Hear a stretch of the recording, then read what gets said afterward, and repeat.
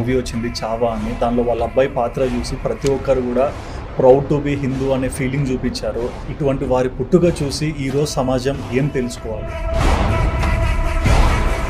ఆయనంత పెద్ద హీరో ఇంకొకళ్ళు ఉండరండి ఈ ప్రస్తుత సమాజం. కానీ ఒక్కసారి ఛత్రపతి శివాజీ మహారాజ్ గురించి, అలానే వాళ్ళ కుమారుడైన సాంబాజీ మహారాజ్ గురించి తెలుసుకుంటే అసలు మనం ఎక్కడికి వెళ్తున్నామని ఒకసారి ఆలోచించవచ్చు.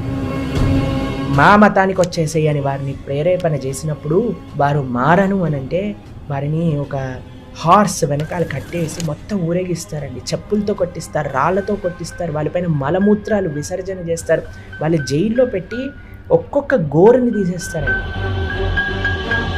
అయినా సరే వారు జంకకుండా, తన మతాన్ని మారవకుండా, సనాతన ధర్మ పరిరక్షణ కోసం వారి జీవితాన్ని సాక్రిఫైస్ చేస్తారు.